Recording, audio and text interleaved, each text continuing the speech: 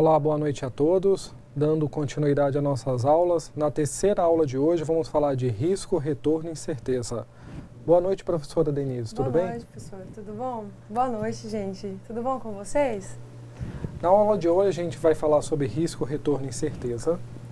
E agora, a gente dando continuidade ao nosso assunto, na aula de hoje a gente vai trabalhar o que, professora Denise? Primeiro nós vamos ver os conceitos de risco, conceito também de retorno e o conceito de incerteza. Ótimo. Dando continuidade, Nós vamos estudar os princípios básicos que compõem os investimentos. excelente. E por último, Vamos fazer a nossa atividade de aprendizagem. muito bem, professora. Na aula de hoje a gente vai trabalhar risco, retorno e incerteza, bem como ver quais são as melhores decisões que a gente pode tomar no decorrer desse tempo que a gente vai estar investindo nos recursos das pessoas jurídicas, das empresas. Correto, professora? Isso. Então, aula de hoje, risco, retorno e incerteza. E como que vamos verificar a questão do custo de capital. Risco. Professora, o que seria o risco no ambiente corporativo, no ambiente empresarial, quando estamos falando de investimentos, de recursos, de dinheiro? O risco é aquele perigo, aquela grande possibilidade de uma coisa acontecer diferente do que você imaginou ou planejou. Então, dentro do âmbito financeiro de uma empresa, quando a gente faz um planejamento financeiro, nós temos toda uma expectativa do que vai acontecer no futuro. O risco é a possibilidade desses nossos eventos previstos não se concretizarem. E é legal também entender, né, professora, que quanto maior o risco, maior o retorno. Certo, professora? Normalmente há uma relação diretamente proporcional. Aqueles investimentos que são os mais arriscados são também os mais rentáveis. Então, se você vai optar por um investimento mais arriscado, isso tem que estar de acordo com as suas próprias características, com as características da sua personalidade. Você tem que estar disposto a entender que para ter um retorno alto, você tem que estar disposto a aceitar um risco maior também. E também nesse parâmetro a gente precisa compreender também que nem sempre é importante correr tanto risco assim. Às vezes é melhor você ganhar pouco ao longo de um determinado período de tempo do que você apostar todas as suas fichas numa única determinada ação.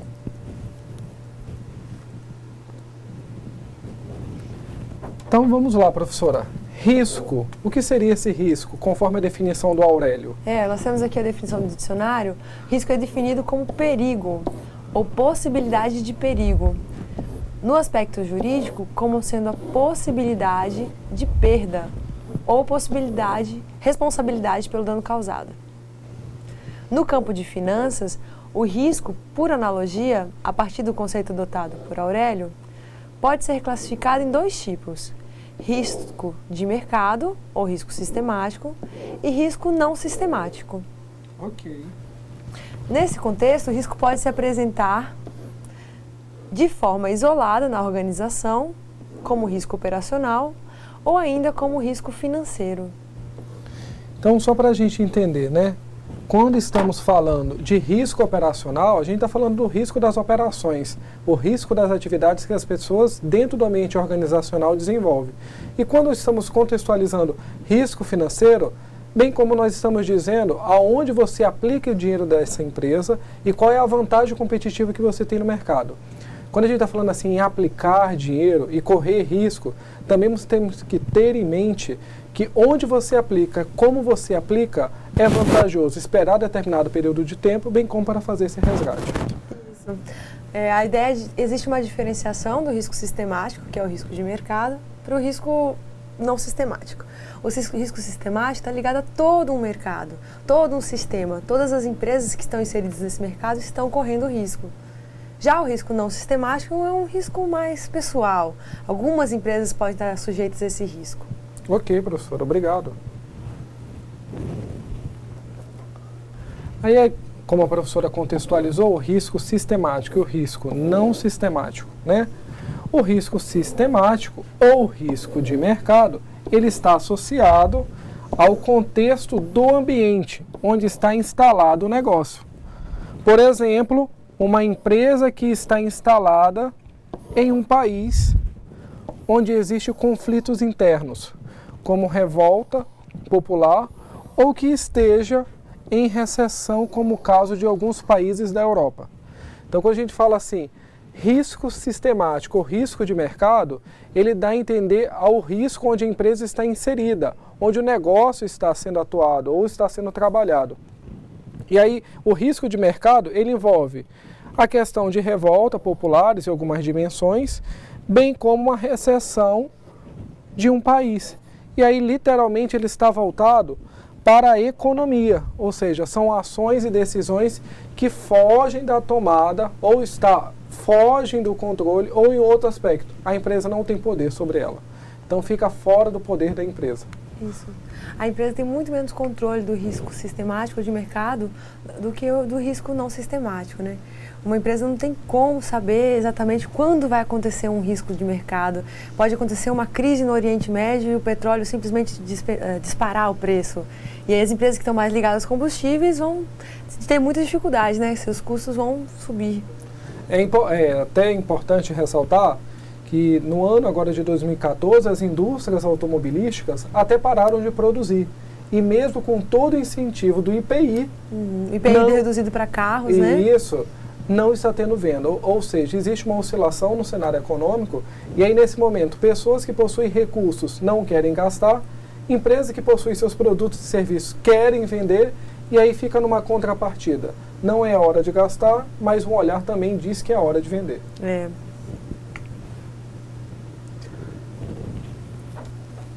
E o risco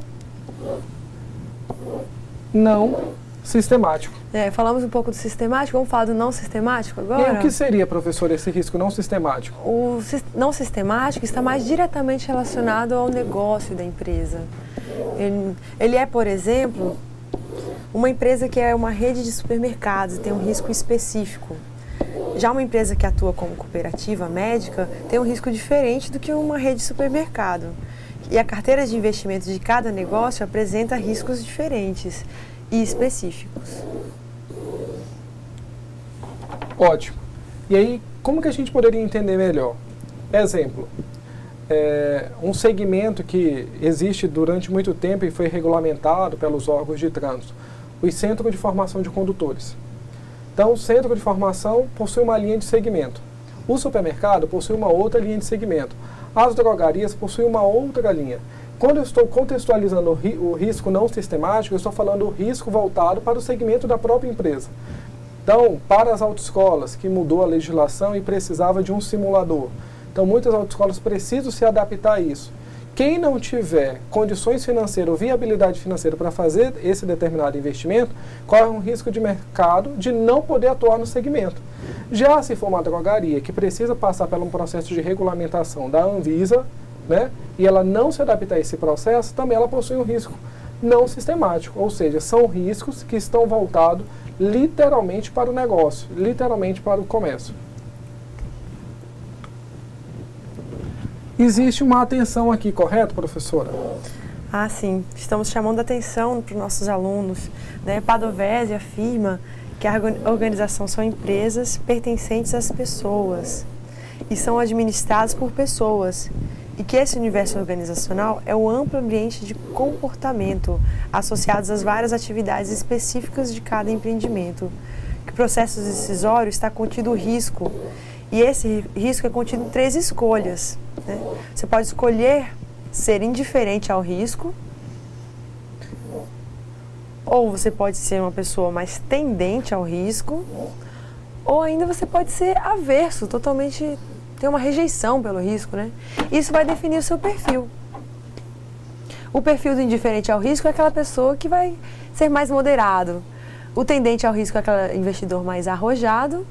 E o averso é o conservador. Professora, muito bom. Quando eu estou falando assim, risco moderado, eu quero dizer que os recursos financeiros da empresa, eles podem ser depositados em fundos de renda fixa, como também fundos de renda variáveis. E aí quando a gente fala assim renda fixa, significa que a sua rentabilidade vai ser menor, bem como não existe nenhum risco. Quando eu falo que o risco vai ser, o dinheiro vai ser aplicado em fundos de renda variável, significa que a sua chance de ganho nesse tempo, nessa janela de tempo que o recurso fica aplicado, ela é maior. Em compensação, você também corre um risco maior de perder esse recurso. Quando eu falo moderado, eu estou falando meio termo, que você pode aplicar até 51% em renda variável, em ações ou outros fundos, como também pode reter 50% desse mesmo capital em renda fixa. E a gente fala moderado porque ele fica em renda fixa e em renda variável. Quando eu estou colocando que esse dinheiro pode ser aplicado em um fundo do qual a aplicação ela vai ser arrojada ou agressiva, significa que todo o capital disponibilizado nesse fundo vai correr um risco, mas a chance de ganho também é muito maior. Quando eu falo assim, que durante o mês eu posso ganhar de 3 a 4% de rentabilidade, eu também tenho que entender que eu posso perder de 3 a 4% de rentabilidade, porque esse dinheiro está em fundos de rendas variáveis, está em fundos de ações, e a sazonalidade e essa variabilidade que ocorre desse investimento no mercado possa fazer que você tenha um ganho muito alto e uma perda também muito alta. Ou em outra expressão, né, professora? Desculpa, a senhora queria falar? Desculpa, eu queria fazer uma pergunta. Eu queria exemplos, né? Se eu quero, por exemplo, investir na poupança, isso faz de mim um investidor mais moderado, arrojado ou conservador? Excelente, professora. É por isso que você sempre contribui nas aulas. Quando eu invisto em poupança ou em títulos de renda fixa no mercado, conhecido como CDB ou RDB, esses títulos ou papéis, eles são aplicações conservadoras, ou seja, não corre risco no mercado de ações. Em outra dimensão, quando eu estou falando conservador, quem está em primeiro lugar em tipos de investimento é a poupança. A poupança é um investimento mais conservador. Mais conservador. Corre risco, como qualquer outro fundo, só que o risco é menor. É o menor risco do mercado. É o menor risco do mercado, mas em compensação é a menor rentabilidade. Quando eu estou falando em papéis como CDB e RDB, esses títulos, eles são 100% aplicados em títulos de renda fixa. Existe um risco normal de mercado que você corre, mas esse recurso não é aplicado em fundos de ações e nem de rendas variáveis. Já quando eu falo arrojado, professor, aí eu estou falando assim, títulos, fundos, ações, onde a sua rentabilidade ela é maior ao longo de um período de tempo, bem como também a sua chance de perder tudo. Na próxima disciplina, eles estudam um pouco de mercados de capitais. Mercados de capitais, a disciplina das próximas aulas, eles estudam bastante sobre ações. Então, as ações, o senhor consideraria um investimento mais... as ações, ela fica enquadrada num investimento arrojado. Ou seja, você tem a chance de ganhar muito e você também tem a chance de perder muito. Eu costumo assim sempre brincar, né? Que você precisa ter estômago. Porque imagina quem aplica 1 milhão hoje e daqui 90 dias só tem 500 mil. Então é como se você entrasse com muito e saísse com quase nada. Certo, professora? Muito interessante, professor.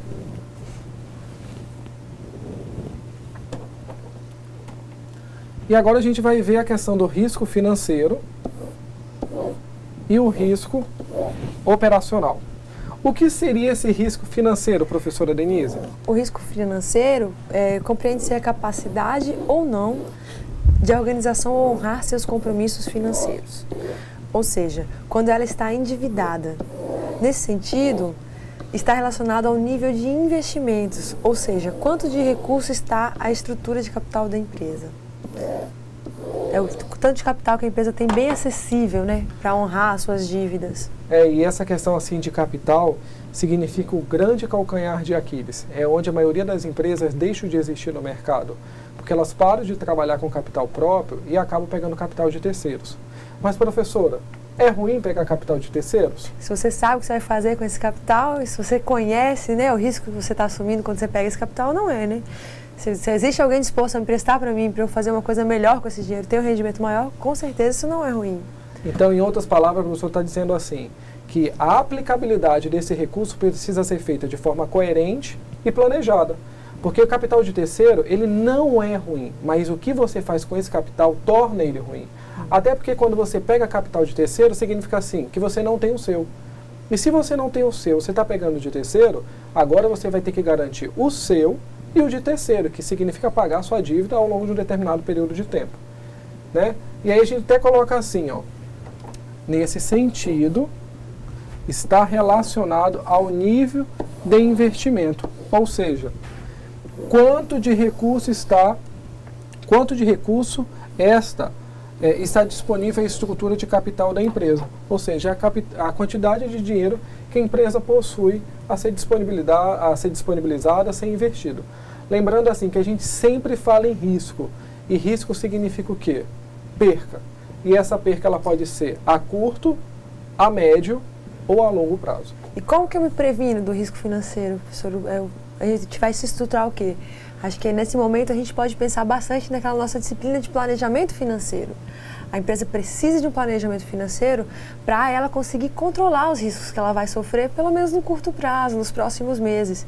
Você planejando as suas finanças, você vai poder se proteger das grandes saídas de caixa que podem te levar mais próximo de uma estrutura de risco.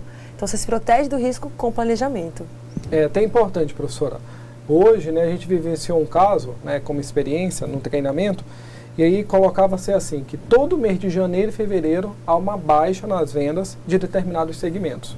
Bem como, nesse mesmo período de tempo, as empresas utilizam de estratégias para que você consiga alavancar suas vendas. E aí a gente entra com algumas ações, que é promoções, bonificações, retenções, dentro do mercado do qual a empresa está inserida. Porque quando o risco financeiro ele está voltado para a sua capacidade ou não de pagamento, você precisa ter esse planejamento financeiro. Até porque é através desse planejamento que você vai se programar para fazer o pagamento das suas dívidas. Isso. Vamos falar de risco operacional? Vamos. E o que seria, professora, o risco operacional? Risco operacional é aquele que está relacionado à estrutura dos ativos e como eles estão apropriados em relação aos custos da empresa. Ou seja, é a forma como a organização estrutura seus custos operacionais, seus custos fixos versus seus custos variáveis. Professora, já se a gente está falando assim de risco operacional, o que seria esse custo fixo? Os custos fixos são aqueles custos que, independente do tamanho da sua produção, a empresa não consegue variar, ela não consegue mudar. Mesmo se ela vai produzir nada em janeiro, vai dar férias coletivas, ela tem aqueles custos. Já o risco variável são aqueles custos que ocorrem num determinado período de tempo. Ou seja, ele varia em função do processo produtivo, ele varia em função da demanda que você possui, ele varia em capacidade de estrutura que você tem. Isso, os custos variáveis estão ligados à sua produção. Muito Quanto bem. maior a sua produção, maior serão os seus custos variáveis. Excelente, professora. Quer contribuir mais alguma coisa? Acho que é isso. Estou me afetando hoje. Olha, se a gente contextualizou o risco, né, professora? Necessariamente, quando a gente fala assim de risco, a gente associa a ideia à perda. Agora a gente vai ter que falar de retorno, né? E o que seria esse retorno? Nós temos aqui duas citações do nosso caderno da disciplina, né, Enhard e Brihan. Eles caracterizam o retorno como sendo o ganho ou a perda de um determinado investimento. Por exemplo, você está gerenciando uma carteira de investimentos e tem um recurso disponível na organização para aplicação em ações. Achei bem legal esse exemplo, que ele vai dizer assim, essa ideia de diversificação da empresa, né? Como que os investimentos financeiros podem ser aplicados dentro de uma empresa. A ideia de que você tem uma empresa funcionando dentro de uma estrutura, dentro de um tamanho. Se você está tendo ganhos e quer reinvestir, você não precisa necessariamente só aumentar o tamanho da sua empresa. Você pode fazer uma diversificação de investimentos e fazer um investimento financeiro com recursos dessa empresa. Legal, né, professora? Porque retorno, independente do investimento que você faça, vai ter um retorno. Agora, se vai ser positivo ou não, eis a questão de como você está fazendo esse investimento, né? Então, o retorno é o resultado de uma ação que você desenvolve. E esse retorno ele pode vir a curto, médio e longo prazo também. Vamos dar um exemplo? Vamos. Exemplo, você estuda o mercado de ações e descobre que tem uma empresa que as ações estão em alta. Você resolve investir. Você investe R$50 mil.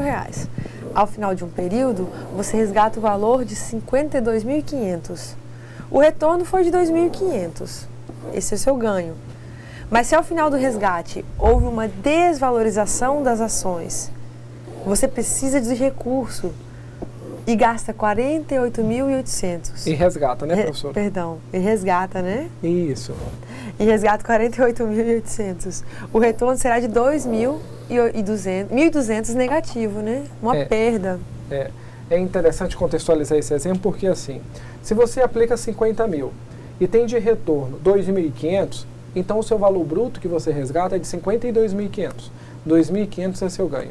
Se você aplica esse mesmo valor de 50 mil e quando o resgate só tem disponível 48.800, significa que houve uma perda nesse mesmo período de tempo, sendo que agora essa perda representa R$1.200. Então o retorno desse investimento no primeiro momento foi positivo, foi favorável, e no segundo momento foi desfavorável, foi negativo. Em outra expressão, em um você possui uma rentabilidade boa do valor aplicado, já no outro você possui uma perda. E aí se a gente fala retorno, a gente está falando assim, o feedback, a resposta de alguma ação que você faz. E aí quando a gente está falando de dinheiro, está falando de aplicação no mercado financeiro, necessariamente não existe eu acho, é ou não é. E aí como eu calculo esse retorno, professor? Olha, vamos lá. Observe, professora. Essa é a fórmula. A senhora poderia ler para nós, por favor? Posso. RT, que é a nossa taxa de retorno, vai ser uma função de PT, que é o valor de ativo final, em reais, dividido por PT menos 1, que é o valor do ativo inicial, também investido em reais. Sendo T o período de aplicação do ativo. Ok. Menos 1, né? Isso. Menos 1. RT representa a taxa de retorno. PT são os valores dos ativos finais após o período de investimento. Está dizendo assim, quanto que eu vou ganhar após determinado período de tempo. Quanto que eu vendi, né? O meu investimento. Isso. O PT menos 1 significa os valores do ativo inicial que você fez de investimento. O T significa o período, ou outra expressão, o tempo que essa aplicação vai ficar ativa. E agora a gente precisa fazer a substituição para verificar qual foi a variação. Porque quando a gente fala em retorno, a gente está falando uma taxa. E necessariamente aqueles 2.000 aqui, ó, voltando, os 2.500 serão convertidos em taxa. E esses 1.200 a gente vai converter eles em taxa. Então a gente vai calcular a taxa do ganho e a taxa da perda, Muito bem, professor. Então, substituindo na fórmula, como ficaria? No meu RT vai ser, bom, primeiro momento eu tinha 50 mil, aí vai lá no denominador da minha fração, vai embaixo, Ótimo. Né? 50 mil. Aí depois eu tive, denominador. E depois eu resgatei 52.500, isso vai no numerador da fração, na parte de cima. Eu coloco menos 1. Que é o da fórmula, né, professora? Fórmula, e vou achar aí o resultado de 5%. Então, a senhora gostaria de fazer, professora, aí na calculadora? Opa, vamos assim. A gente vai pegar 52.500. 52.500. Dividido por 50 mil. Dividido por 50. Isso, por 50 mil. Que vai ter igual a 1,05. Aí, esse 1,-05 você vai subtrair por menos 1.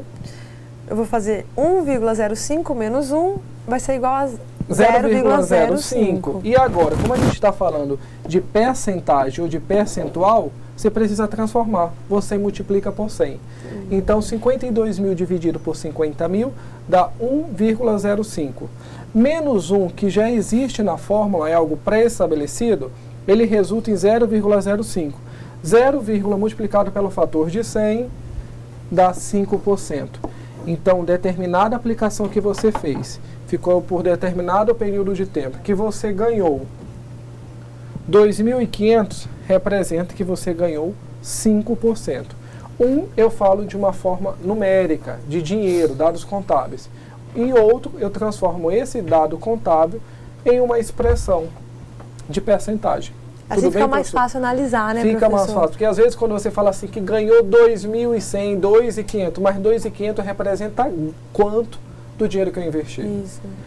Já nessa outra dimensão, professora, como ficaria? Bom, nessa outra dimensão, no começo eu tinha 50 mil, vai de novo no denominador embaixo, né? Isso. E ao final do período eu resgatei 48.800, eu coloco lá em cima no numerador. Novamente eu faço a divisão, 48.800 dividido por 50 mil, e aí eu tiro menos 1 da fórmula.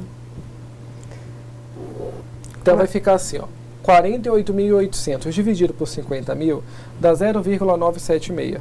0,976 menos 1 dá 0,024. 0,24 vezes 100%, pessoal, existe uma taxa negativa representativa de 2,4%. Então, o mesmo capital aplicado em determinado período de tempo, você ganha 5%. Esse capital aplicado em uma outra dimensão de tempo, em um outro fundo, você possui uma perda de 2,4. Os alunos estão férias, eles fizeram matemática financeira com o professor Rafael, o professor Janimar, estão então lembrando. tá ótimo, professora. Pessoal, esse daqui é o celular, viu? Mas é calculador HP também, não estou aqui no WhatsApp, tá? Só para descontrair, né, professora? Agora vamos para as incertezas. E o que seria?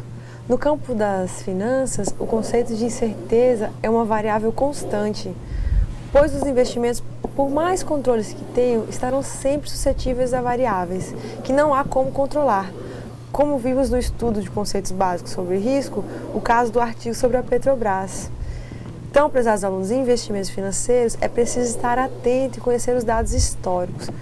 Gente, eu sou economista, né, de formação, e nós em economia discutimos muito a diferença entre risco e incerteza. Em economia a gente diz o seguinte: o risco é aquilo a respeito do qual você consegue se proteger. Risco é o risco da sua casa pegar fogo. Contra o risco da sua casa pegar fogo, você contrata um seguro. Risco é o risco de você não ter risco financeiro, você não ter condições de honrar suas finanças. Mas contra o risco de honrar suas finanças, você simplesmente faz um planejamento e se estrutura para não correr esse risco novamente. Já a incerteza, ela é muito mais profunda que o risco. Ela é uma coisa que você não consegue necessariamente se proteger. Você não pode imaginar. A incerteza é a chance de cair um meteoro aqui no estúdio agora e a gente não conseguir mais continuar com essa aula. Como que a gente se protege contra isso? A gente pode se proteger contra o risco, né? A gente tem um gerador aqui, se acabar a energia a gente continua mesmo assim. A gente tem o satélite que transmite o nosso sinal. Mas contra a incerteza é aquilo inimaginável, aquilo que a gente não tem controle mesmo. A gente tem que estar suscetível mesmo, né? E alguns mercados têm mais incerteza do que outros, né, professor? É verdade. E é até bom frisar assim, que o risco a gente consegue ter uma previsibilidade do futuro. A gente consegue calcular, né? Muito bem. Já a incerteza a gente não consegue. E na maioria das vezes está associado com condições adversas do mercado. Que vai, no caso que a gente trabalha hoje, a questão financeira, né? A bolsa de valores, o mercado, a economia. Vai que surge uma guerra mundial. E isso gera toda uma instabilidade no cenário econômico. Ou também, quando a gente está falando assim, incerteza, saindo um pouco de finança, a gente está falando da questão de fenômenos da natureza. Você não sabe quando e onde pode acontecer.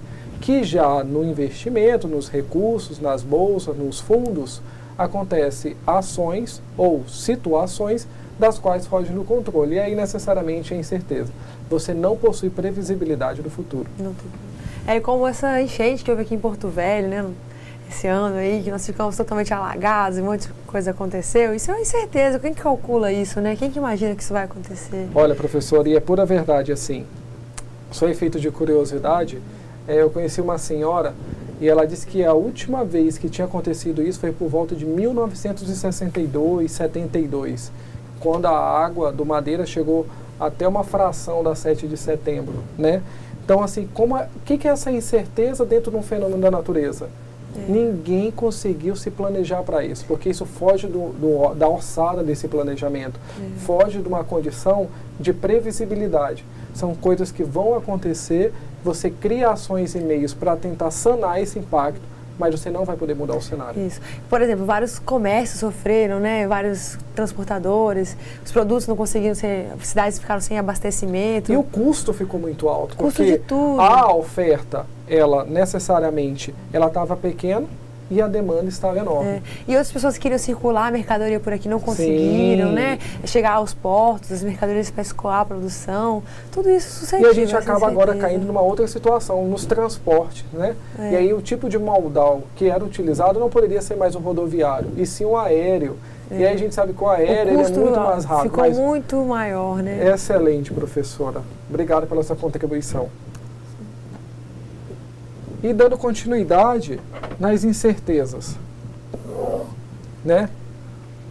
Poderia contribuir, professor? Claro. Das incertezas podemos citar o processo tecnológico de produção, que altera substancialmente a forma de produzir, novos concorrentes, novos produtos complementares ou substitutos, portanto, da economia global, local e regional, políticas de governo, clima e sazonalidade de vendas. Professora, uma dessas situações, quando a gente está falando assim em sazonalidade, né, significa um período onde as vendas elas aumentam. E aí, como exemplo, Páscoa. Qual é o mês que mais se vende chocolate? e a Páscoa. Aí até aquele chocolate que não é ovo de Páscoa fica mais caro, né?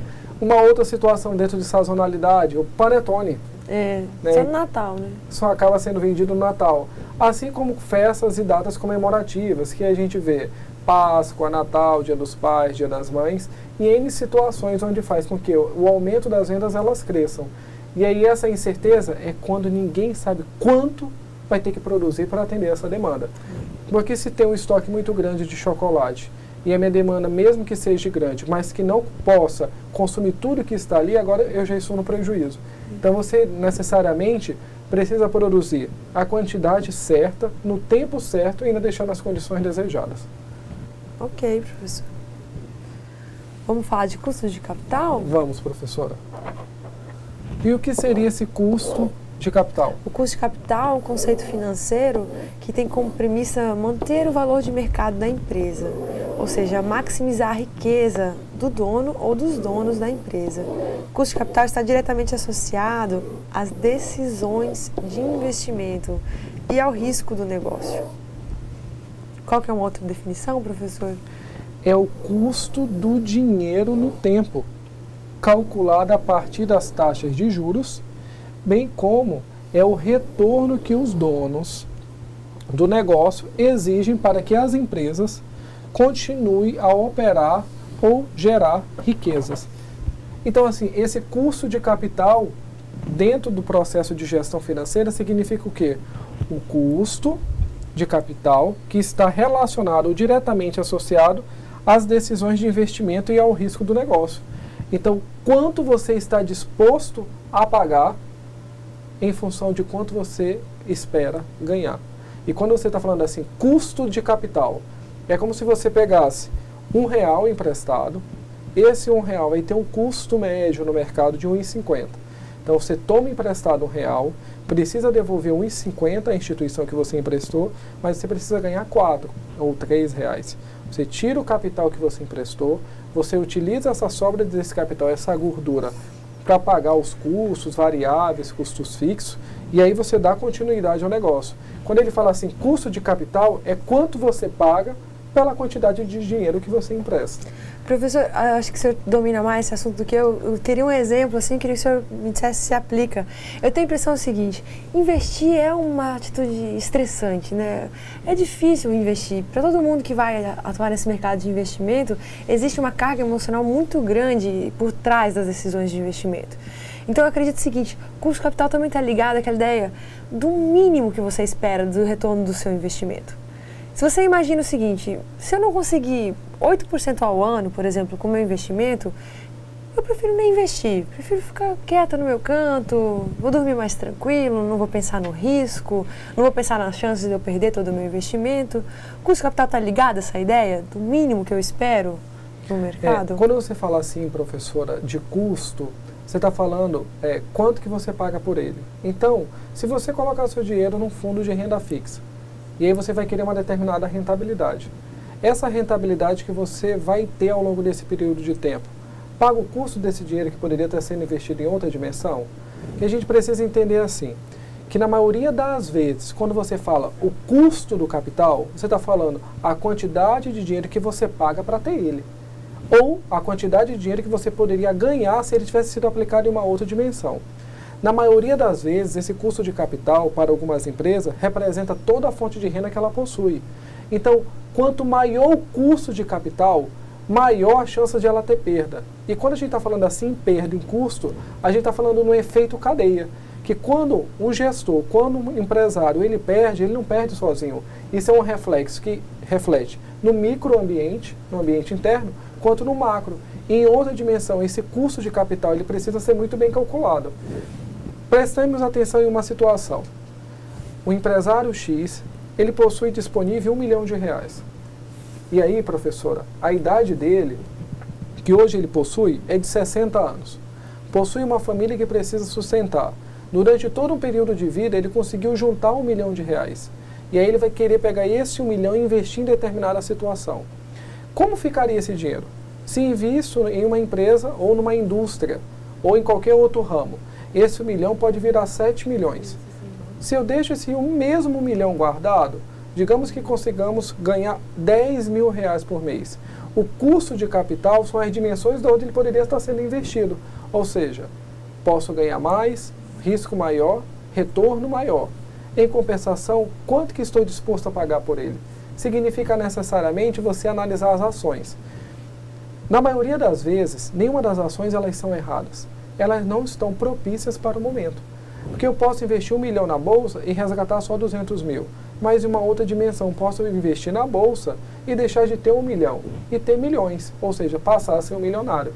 Então, são condições do mercado que você precisa analisar.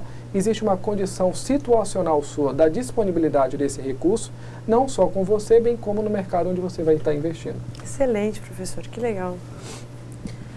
Então, professor, o que seria capital de terceiros? Capital de terceiro é o recurso que você toma emprestado para fazer com que o novo empreendimento seja operacionalizado ou já existente continue as suas atividades de negócio numa perspectiva de crescimento. E aí, professor, você poderia dar um exemplo? Então vamos lá, professora. Digamos que nós vamos montar uma empresa aqui no estado de Rondônia, capital de Porto Velho. E a gente vai tomar emprestado um capital de terceiro. A gente vai junto a uma instituição financeira e empresta R$1 milhão. A instituição financeira nos concede um período de carência de 24 meses. O que significa esses 24 meses de carência? Que a gente só vai começar a pagar a partir do 25º mês. Ou seja, durante 2 anos a gente precisa fazer uma programação financeira em onde expressar um fluxo de caixa. Por quê? No terceiro ano, vamos dizer que durante 2 anos a gente ganhou dinheiro, teve uma movimentação de caixa. Mas no terceiro ano houve uma sazonalidade. As vendas diminuíram e aí você precisa honrar aquelas parcelas. Para um capital de 1 milhão, de forma simplista, digamos que vamos pagar 60 parcelas de 50 mil. Se durante 2 anos a gente precisa fazer esse caixa, porque no terceiro ano que as vendas não vá muito bem, ou que esse volume de venda ele diminua no decorrer do tempo, a gente consegue pagar os 50 mil de parcela. Então, onde que entra o capital de terceiro? Esse R$1 milhão que a gente emprestou do banco para fomentar e investir em um negócio, ou em um novo negócio, do qual a gente possa já ser empresário, como possa se tornar empresário. Tudo Legal. bem, professora? Excelente exemplo, professor. Vamos falar ainda um outro exemplo? Sim. Dentro do capital de terceira, qual seria, professora? Você decide comprar um carro novo. O carro vai ser financiado por um banco qualquer. O custo do veículo é de 45 mil. Você tem um carro usado no valor de 20 mil que te dará como entrada. Além dos 20 mil do carro usado, você ainda vai dar 10 mil em dinheiro, ficando um saldo a financiar de 15 mil reais. Então, o capital de terceiro no seu patrimônio representa os 15 mil reais, que será financiado em 36 meses, a uma taxa de juro mensal de 1,25% ao mês. Excelente, professora. Então a gente percebe uma segunda dimensão de capital de terceiro. No primeiro momento, a gente financia 100% do empreendimento que a gente deseja abrir. Agora, nessa outra dimensão, a gente percebe que eu possuo um veículo automotor já com um valor de mercado de 20 mil. O carro que quero comprar, ele possui um valor de 45 mil reais. Se eu estou dando 20 mil reais do veículo que já possui de entrada, então agora meu saldo devedor fica 25 mil. E eu faço um desembolso, tiro do meu dinheiro, tenho guardado mais 10 mil. Significa que a minha dívida vai ser de 15. Então o capital de terceiro vai ser 15 mil reais, onde o banco vai me emprestar, esse dinheiro à minha pessoa, e no decorrer do tempo, esse 15 mil vai ser cobrado uma taxa de juros.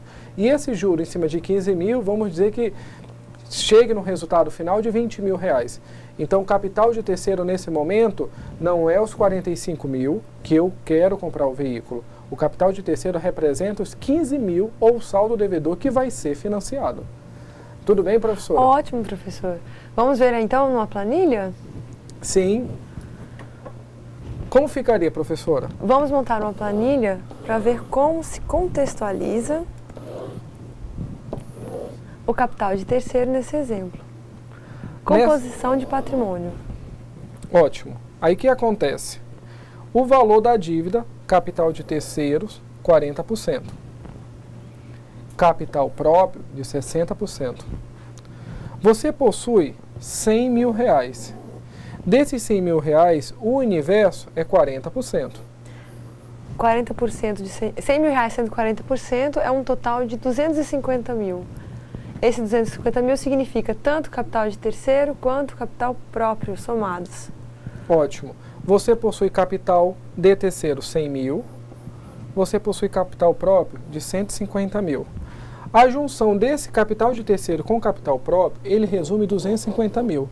De 250 mil, 40% significa capital de terceiros e 60% significa capital próprio. Então, nós temos um negócio, para montar esse negócio, fizemos um estudo de viabilidade, vai custar 250 mil. Vamos começar esse negócio com 150 mil de capital próprio, chegamos numa instituição financeira, tomamos 100 mil reais emprestado, com o capital de terceiro, e esse é o nosso esquema de composição do patrimônio? Isso. No caso, nós vamos investir 150 mil de capital próprio, o banco empresta mais 100 mil capital de terceiro. Então, hoje, em nossa conta corrente, possui 250 mil reais para que possamos dar início às nossas atividades. Ótimo.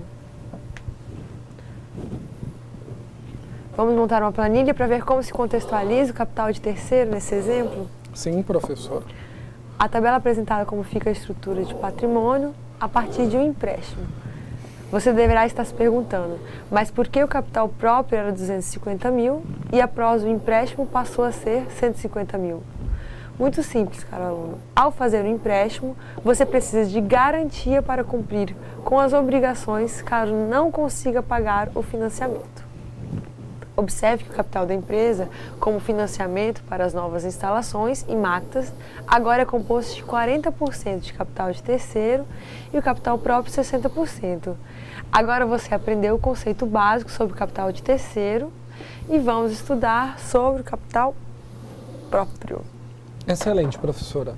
Quando a gente entra já nesse aspecto de financiamento, entende que às vezes você não tem um imóvel para dar garantia, mas se você possui aplicações, fundos de investimento nas instituições financeiras, esse próprio recurso financeiro que você possui, ele entra como garantia. Ou seja, se você não conseguir pagar, os títulos, os papéis que você tem no mercado financeiro, eles honram o que você deve ao banco. Já o capital próprio, professora? O capital próprio compreende ser o patrimônio líquido. São recursos decorrentes dos sócios ou acionistas e das operações sociais da organização. Vamos contextualizar o conceito.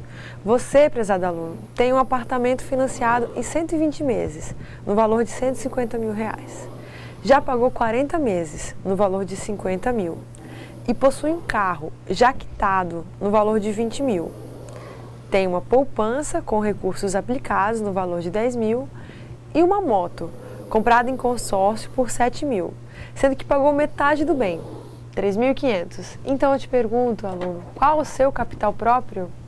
Então vamos entender aqui, né, professora? Você possui na poupança um apartamento, capital próprio, 100 mil reais. 10 mil reais. Desculpa, 10 mil reais, professor. Na minha poupança. Muito bem, 10 mil reais na sua poupança.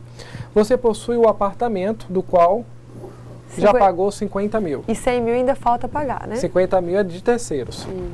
Você possui uma moto, né? Dessa moto, você já pagou 3.500. Paguei metade da moto. Ou seja, já passou a ser seu. E o carro, você já pagou 20 mil. Agora significa que o total de tudo que você pagou representa 83.500, ou seja, 46,65% da dívida que você ainda possui ativa no mercado, utilizando o capital de terceiros. Então, de 100% do seu patrimônio, 44,65% é seu, mas você ainda deve 55,35% para o mercado. Então, metade do meu capital, ele é de terceiro. Como se a minha vida fosse uma empresa, se eu tenho que pagar o meu apartamento, minha moto, então eu estou devendo 103.500. De todo o capital que eu possuo, 44,65% é o capital próprio, 55,35% é um capital de terceiro. Excelente, professor. Obrigado pela sua contribuição.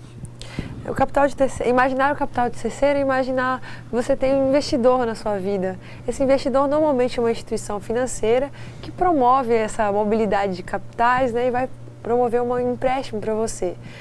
Normalmente um empréstimo de instituição financeira, ele é útil para você quando você sabe o que vai fazer com esse recurso e pretende fazer melhor do que a taxa de juros que está sendo cobrada por esse empréstimo, né, professor? Na verdade, ele te dá uma segurança no futuro.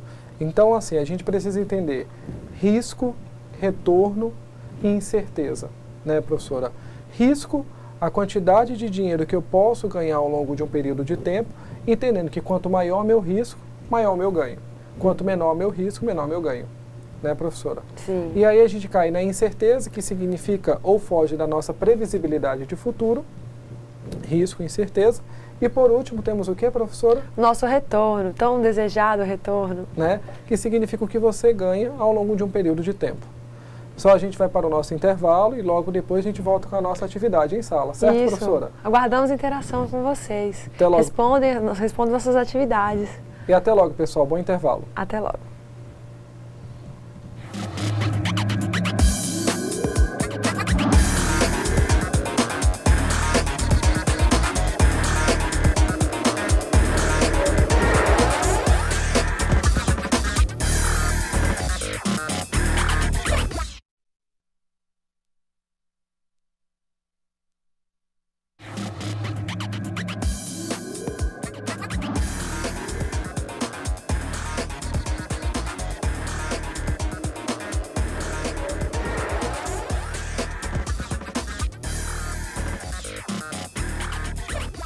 Retornamos então para a nossa correção da atividade.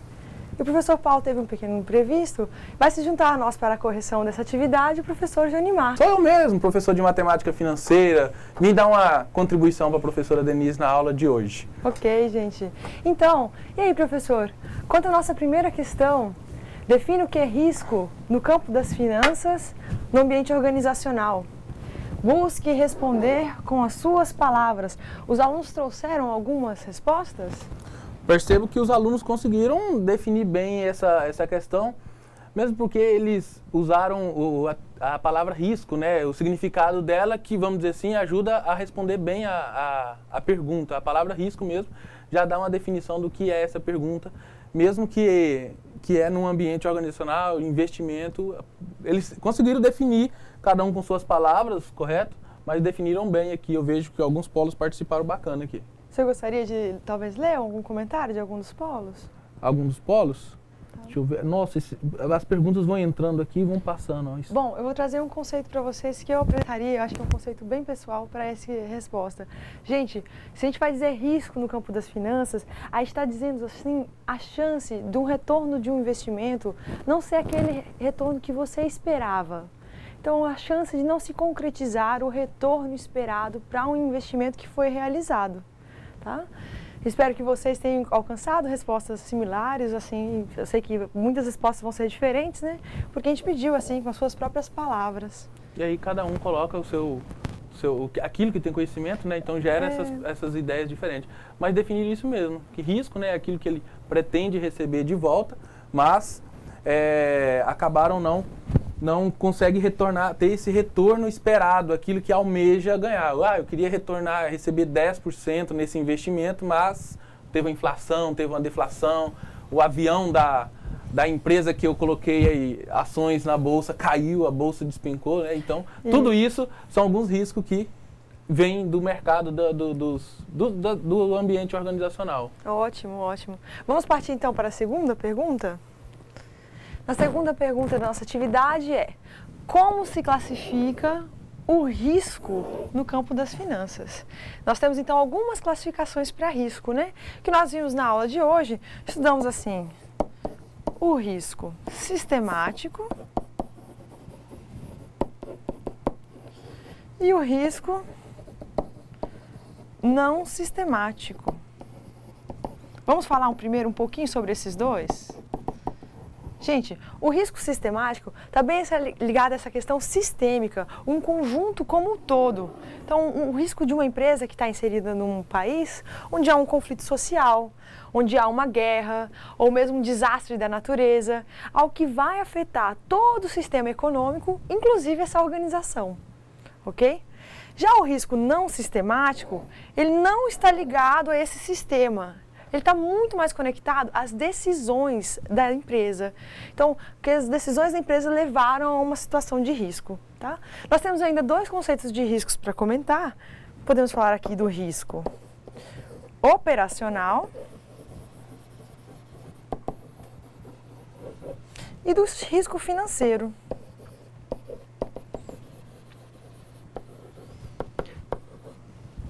O risco operacional está bem ligado à relação de custos fixos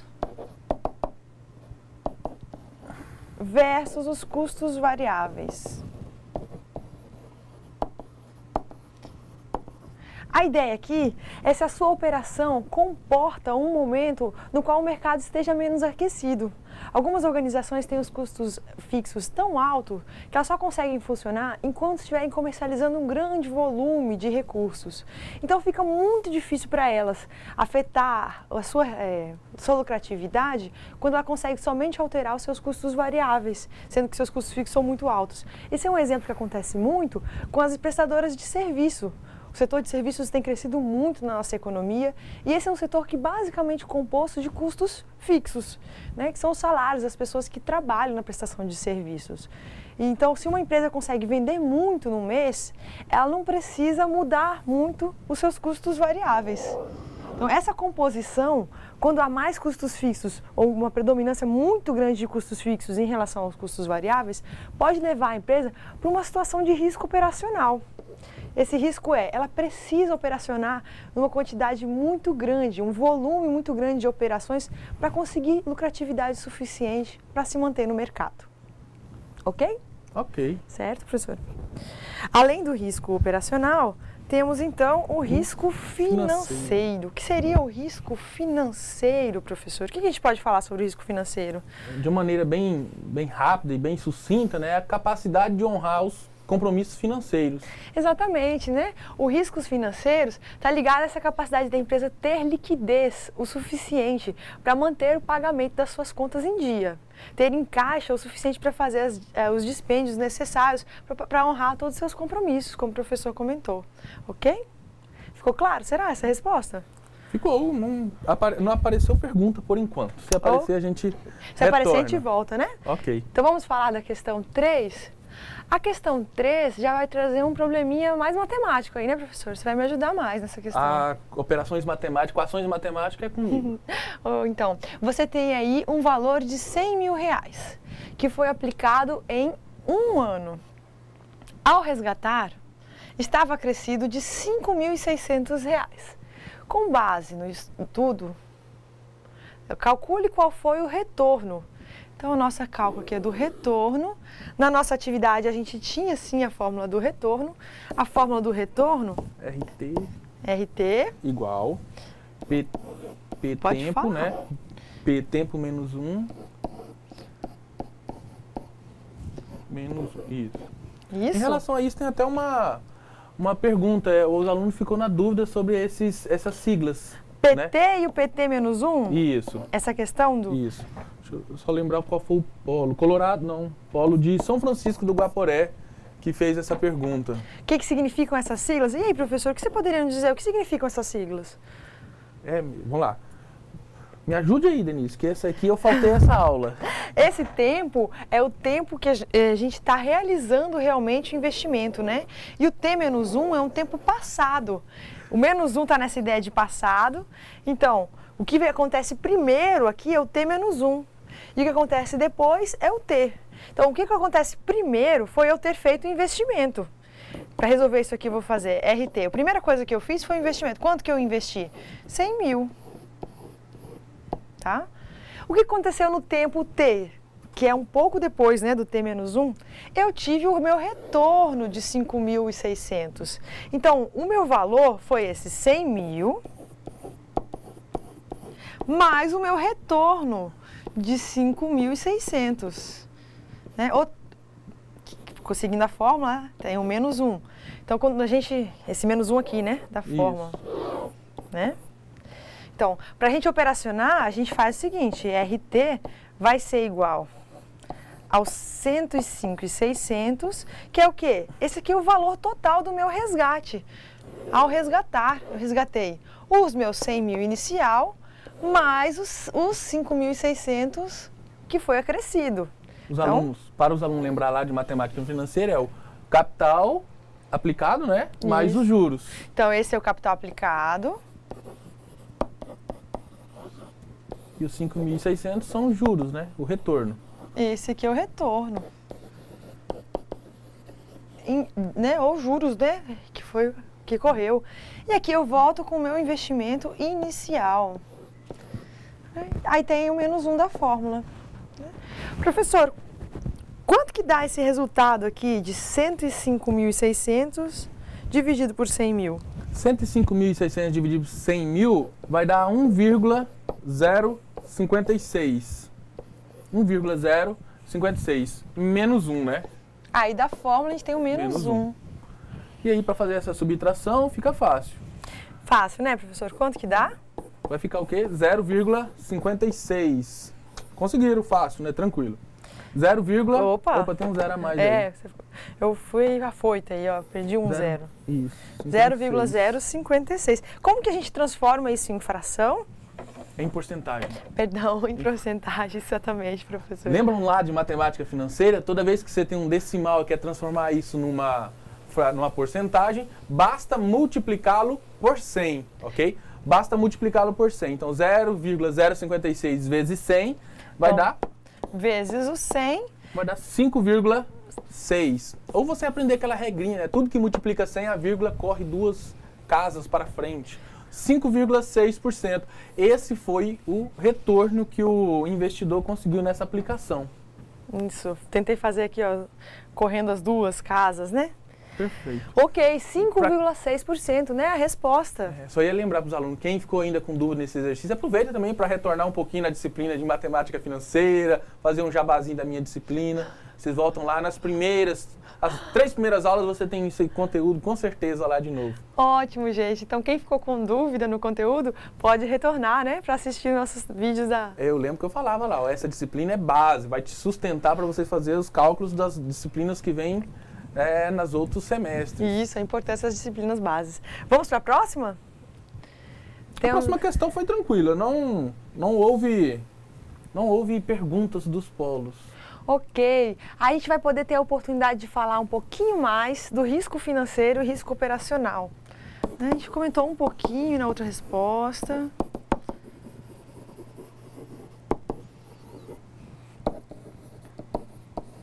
E risco operacional. Gente, o risco financeiro, ele está muito ligado, a ocorrência do risco financeiro está muito ligada às empresas que não fazem um planejamento financeiro. Vocês estudaram muito sobre isso na disciplina do professor Ronilson, professor Gilberto, que foram argumentar a respeito da importância de se fazer o planejamento financeiro. Então, o risco financeiro ocorre quando a empresa não está bem sincronizada entre as suas entradas de recursos e os seus desembolsos. Quando a empresa, então, se vê numa situação que ela não tem recursos para honrar com as suas dívidas, porque ela não fez seu planejamento financeiro adequado. Já o risco operacional está ligado muito mais à situação da sua operação. A empresa precisa de ter qual fluxo de operacionalidade para dar lucro. Ela precisa produzir muito, ela precisa ter muitos clientes, ou ela consegue, numa situação de um mercado mais desaquecido, conseguir produzir lucro mesmo assim. Ou seja, como eu mencionei na resposta passada, está ligado muito à relação de custos fixos e custos variáveis. Se você for calcular essa proporção, quanto maior forem os custos fixos, mais uma empresa vai estar dependente de uma operação, de estar operacionando muitas transações, comercializando com muitos clientes, né? Já pelo contrário, quanto mais uma empresa estiver na sua estrutura de custos, os custos variáveis, menos dependente de grandes volumes de transações a empresa vai ser. Mais possível será que ela consiga se manter no mercado, mesmo quando o mercado estiver num momento desaquecido. Ok, professor? Ok, esse foi tranquilo, os polos participaram um pouco nessa questão. Vamos então para a nossa revisão? Vamos. Não, tem mais uma questão ainda, quinta, né? Opa, tem mais uma questão. Certo. Vamos diferenciar custo de capital próprio e custo de capital de terceiros. Antes de você continuar, a aluna Luciene de Colorado, ela Diz capital próprio compreende o patrimônio líquido. Ótimo! Capital próprio está ligada a essa ideia de patrimônio líquido. Que a gente expressa assim, né? Patrimônio líquido, PL. A ideia de todo o patrimônio que você realmente tem. Por quê? Aquele patrimônio que você tem descontado das suas dívidas. Parece muito no nosso imposto de renda, né? No imposto de renda você faz no final do ano assim. Você coloca todos os bens que você possui e você desconta as dívidas que você tem. Você tem um apartamento, ele entra lá. Mas você deve 90% do valor dele para a Caixa Econômica. Para a Caixa 90% Econômica. ainda é do banco. Então, entra ali na sua dívida também. Então, seu patrimônio líquido é 10% desse apartamento, né?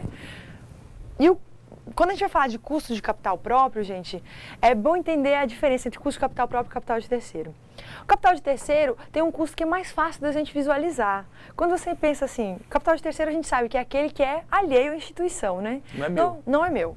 Normalmente ele é de uma instituição financeira. O capital de terceiro é, por exemplo, um empréstimo bancário. Tomou um empréstimo de uma empresa que acreditou no seu plano de negócio e investiu em você para você iniciar a sua empresa.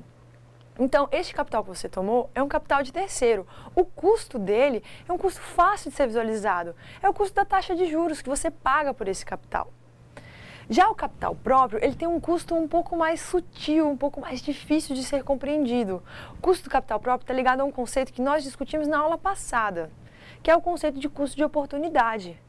O seu capital próprio tem como custo as outras opções de investimentos que você tem para fazer com ele. O que eu quero dizer? Se você tem, por exemplo, a poupança pagando 8% ao ano, qualquer coisa que você vai fazer tem que pagar mais que 8% ao ano. Porque a poupança é um investimento muito fácil de ser feito, com muito pouco risco, que você faz sem se preocupar. Você não precisa dormir mal à noite pensando, será que meu dinheiro está seguro? Será que ele está correndo risco? Então, o seu capital próprio, o custo dele ao você fazer o investimento, é essas opções. Vamos tentar dar um exemplo de como isso realmente funciona? Ao você montar uma empresa, quando você vai investir o seu capital próprio, esse capital tem que render mais do que ele vai render na poupança. Porque você poderia muito bem continuar com o seu emprego atual e botar o seu dinheiro na poupança. Então, o custo de você montar uma empresa com capital próprio é você ter que abandonar o seu investimento na poupança, por exemplo.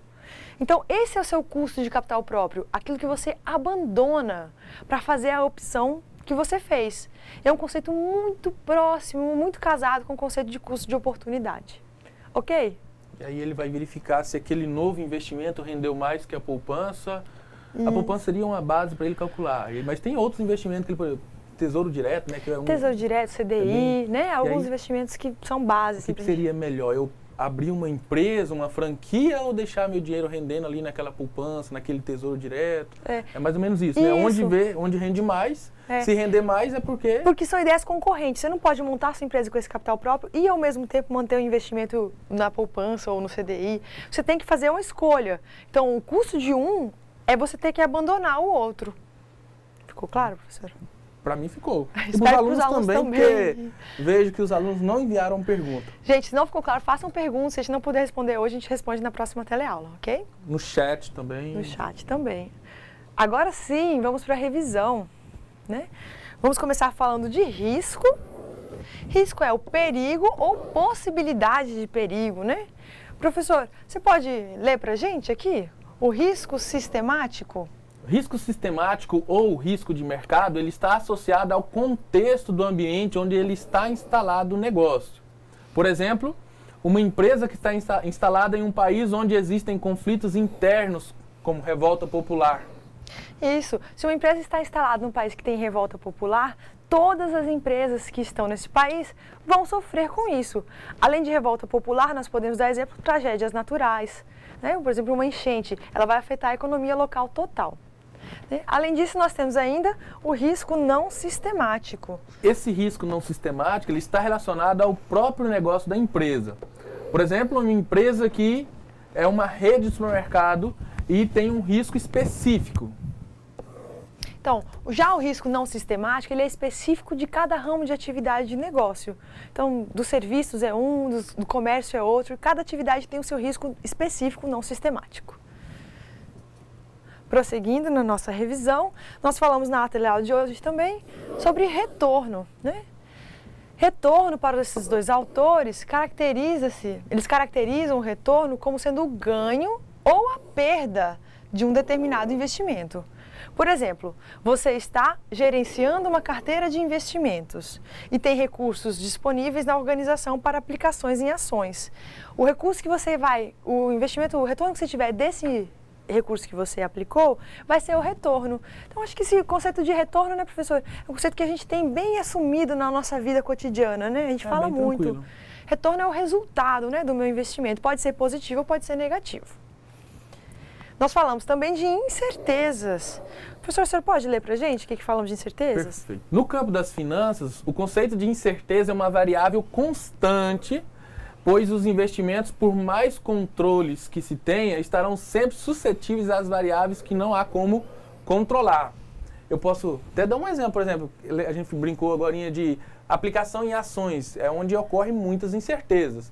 Porque, por exemplo, se aplica numa ação da Petrobras ou de uma aviação, por exemplo, pode usar exemplo, né, fazer merchan, por exemplo, da TAM, da Gol, um avião dela cai amanhã, essa ação vai despencar. Ou seja, você não sabe se vai cair ou não, se vai subir ou não, vai que descobre uma nova bacia de petróleo e aí as ações vão lá para cima da Petrobras. Então, há essa incerteza no mercado. Excelente, professor. Isso mesmo, gente. Por mais que a gente estude, desenvolva técnicas e modelos de mercado de ações são cada vez mais sofisticados e cada vez mais matematizados, sempre haverá surpresas no mercado. Nós aceitamos, então, que a ciência não é capaz de dominar toda a previsão do que acontecerá no mercado financeiro. Por isso que a gente estuda a incerteza e aceita a incerteza como parte dos processos de decisão. Quando a gente vai falar de empresas de investimentos financeiros, sempre haverá o quesito incerteza dentro dessa discussão. Vamos continuar? Então, ao final da teleaula, nós discutimos o conceito de custo de capital e relacionamos também esse contexto com capital de terceiro e capital próprio. Ao falar de custo de capital, professor, você pode comentar o que nós falamos de custo de capital? Custo de capital é, por exemplo, você pegou R$1.000 emprestado, né? E aí você vai ter, no final, pagar uma parte de juros para o banco, por exemplo, que você pegou emprestado. Então, esse é um custo de capital, a taxa de juros. Que você estudou em matemática financeira, hein? Excelente, ótimo, professor. O custo de capital é o custo do dinheiro no tempo, calculado a partir de taxas de juros, como o professor falou. Portanto, é o retorno que os donos do negócio exigem para que as empresas continuem a operar gerando riqueza. Como nós vimos, o objetivo geral da empresa é de produzir riqueza. Então, custo de capital é o custo do dinheiro dentro do tempo, né? Capital de terceiros é o capital que você toma emprestado para fazer com que um novo empreendimento seja operacionado ou ainda para o investimento já existente continue suas atividades de negócio numa perspectiva de crescimento. Já capital próprio compreende o patrimônio líquido, como nossa aluna comentou, né? Lá de Colorado, a Luciene. Lá de Colorado. São recursos... Lucilane, eu falei Luciene, é Lucilane. Lucilane. São recursos decorrentes dos sócios ou acionistas da empresa, das operações sociais da organização. Então, o capital próprio é aquele capital normalmente principal componente, né, da empresa, é o capital das pessoas que realmente começaram a investir na empresa. Gente, esse foi o conteúdo da nossa teleaula de hoje. Espero que tenha sido bom para vocês, tenha ficado claro os conceitos. Nós temos aí uma atividade, uma tarefa para vocês realizarem. Verifiquem no AVA. E gostaria de desejar uma boa noite. Obrigada a todos por terem estado com a gente essa noite. Obrigado da participação também. Boa aula, bom retorno, bons estudos durante a semana. Um agradecimento especial ao professor Jonimar, que veio aqui, né, dar um help pra gente. Obrigada, Valeu, gente. Bons estudos!